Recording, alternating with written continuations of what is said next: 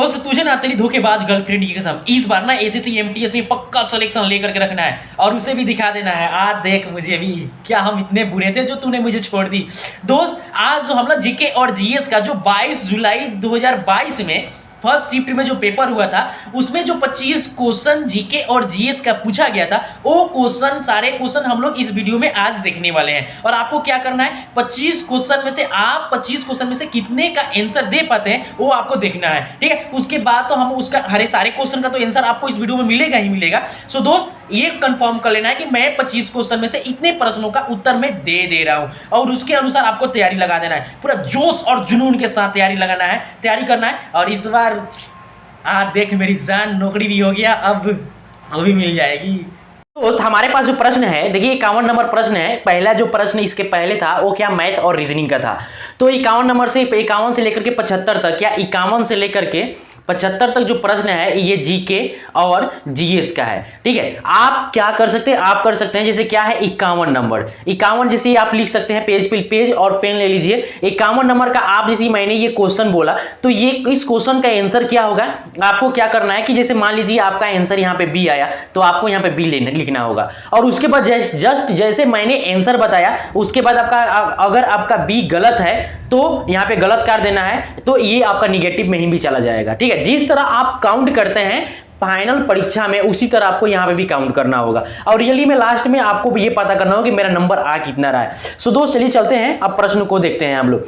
देखिए क्या है कि कह रहा है कि भारतीय संविधान का इनमें से कौन सा अनुच्छेद शोषण के विरुद्ध अधिकार प्रदान करता है। हमारे पास 4 ऑप्शन है, चारों में से किसी एक को चुनना है। देखिए ऑप्शन ए है अनुच्छेद 22 और बी नंबर में क्या है अनुच्छेद 25 और सी नंबर में है अनुच्छेद 23 और डी नंबर में है अनुच्छेद 21। मैं आपको बता दूं कि देखिए भारतीय संविधान के भाग जो है ना, भाग जो 3 है, भारतीय संविधान के भाग 3 में अनुच्छेद जो है 12 से 25 तक, क्या सॉरी 12 से 35 तक ना, 12 से 35 तक जो है ये मौलिक अधिकार का वर्णन इसमें होता है। और इसमें शोषण के जो विरोध जो अधिकार होता है ये अनुच्छेद 23 के अंतर्गत आता है। सो यहाँ पे आंसर क्या होगा आपका, ये आंसर होगा सी नंबर। सो आपने बी मारा होगा तो आप गलती कर सकते हैं, वहां पे आपका आंसर क्या होगा 51 का सी होगा। चलिए अगले क्वेश्चन पास 52 नंबर प्रश्न है। देखिए कह रहा है कि निम्नलिखित में से कौन टोक्यो ओलंपिक 2020 में तलवारबाजी में भारत का प्रतिनिधित्व करने वाली पहली एथलीट थी। हमारे पास 4 ऑप्शन है, चारों में से किसी एक को ही टिक करना है। देखिए हमारे पास ए नंबर है पीटी उषा, बी नंबर में है भवानी देवी, सी नंबर में है पीवी सिंधु और डी नंबर में है आदित्य अशोक। सो यहाँ पे आंसर क्या होगा, आंसर होगा यहाँ पे बी नंबर भवानी देवी, ठीक है दोस्त। चलिए ये 53 नंबर प्रश्न है। कह रहा है कि निम्नलिखित में से किस प्रायद्वीपीय नदी में सबसे बड़ी जल निकासी घाटी है। तो हमारे पास देखिए 4 ऑप्शन है, क्या चारों में से किसी एक को टिक करना है। देखिए क्या है कि ए नंबर में है नर्मदा, बी नंबर में है गोदावरी और सी नंबर में है कृष्णा और डी नंबर में है महानदी। सो यहाँ पे आपका जो आंसर निकल करके आने वाला है वो होगा गोदावरी। आपको बता दें कि दक्षिण जैसे क्या है कि दक्षिण की गंगा के नाम से प्रचलित ये गोदावरी नदी है, ठीक है। इसकी जो टोटल लंबाई है 1465 किलोमीटर, क्या इसकी लंबाई 1465 किलोमीटर। और ये महाराष्ट्र की नासिक से मतलब महाराष्ट्र उद्गम स्थल क्या है स्थान अगर पूछे तो महाराष्ट्र ने। कह रहा है कि मनुष्यों में क्षुद्रांश बोलते हैं। सो जो क्या है ना ये छोटी आंत है, तो इसको देखिए एनसीईआरटी में आपको यही मिलेगा। अगर आपको कहीं ब्रैकेट बनने में छोटी आंत ना मिले तो क्षुद्रांश आपको यहाँ पे मिलेगा। सो यहाँ पे क्या होगा कि क्वेश्चन क्या है कि मनुष्यों में क्षुद्रांत कुंडली होती है और लगभग इसकी मतलब लंबाई कितनी होती है ये आपको बताना है।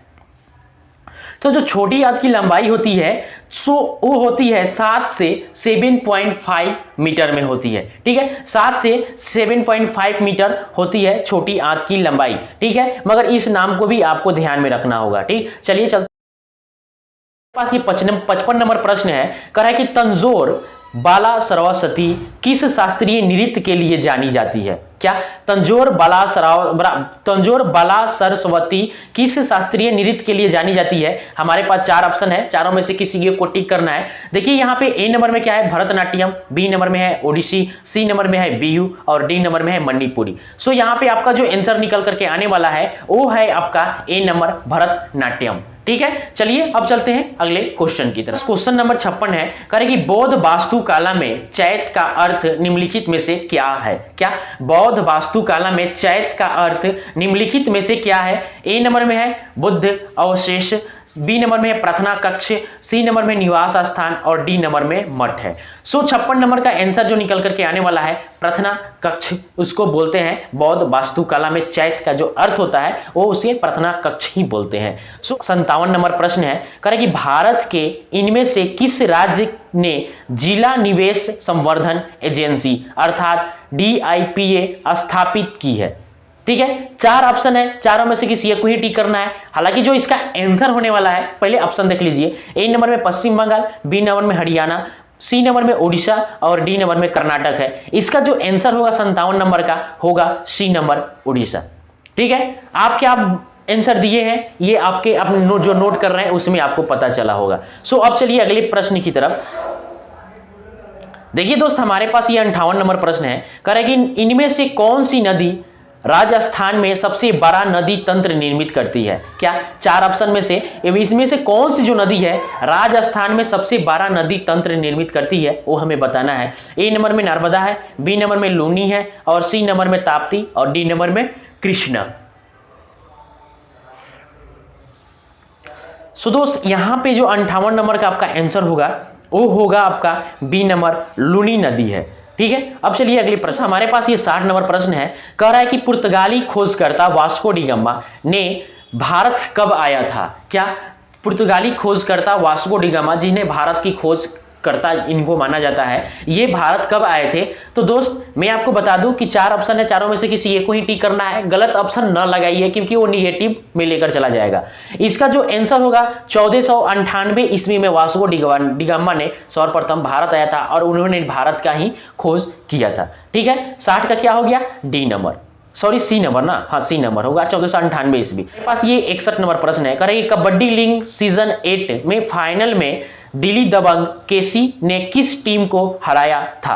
तो 4 ऑप्शन है, यूपी योद्धा, बी नंबर में है पुनेरी पलटन और सी नंबर में गुजरात जायंट्स और डी नंबर में है पटना पायरेट्स। सो यहाँ पे आंसर होगा पटना पायरेट्स, अर्थात 61 का डी नंबर आपका आंसर होने वाला है। अब चलिए अगले प्रश्न की तरफ चलते हैं। देखिए दोस्त, ये 63 नंबर प्रश्न है, कह रहा है कि मृदा रहित कृषि को डैश कहा जाता है? ठीक है, मृदा रहित कृषि को डैश कहा जाता है। 4 ऑप्शन है, चारों में से किसी एक को ही टिक करना है। देखिए, ए नंबर है चारागाह खेती, बी नंबर में है शुष्क खेती, सी नंबर में हाइड्रोपोनिक्स और डी नंबर में है स्थानांतरित कृषि। ठीक है, आपका आंसर इसमें से क्या होगा? 63 नंबर, इसका होगा सी नंबर। अब हमारे पास 64 नंबर प्रश्न है, कह रहा है कि भारत के संविधान के अनुसार भारत के राष्ट्रपति अपना पद ग्रहण करने की तिथि से डैश की अवधि तक के लिए पद पर चयनित होते हैं। मतलब सिंपल सी अगर क्वेश्चन अगर बोले कि भारत के जो राष्ट्रपति जो अपना शपथ लेते हैं तो कितने उनका कार्यकाल क्या होता है ये आपको बताना है। 4 साल होता है या 3 साल होता है या 5 साल होता है या 6 साल होता है? तो ये लगभग सारे स्टूडेंट को पता होगा कि जो हमारे राष्ट्रपति या प्रधानमंत्री जो अपना शपथ ग्रहण करते हैं वो भारत में 5 साल के लिए अपना कार्यकाल। 65 नंबर प्रश्न है, करें कि निम्नलिखित में से किन्हें पादप जगत का उभयचर भी कहा जाता है?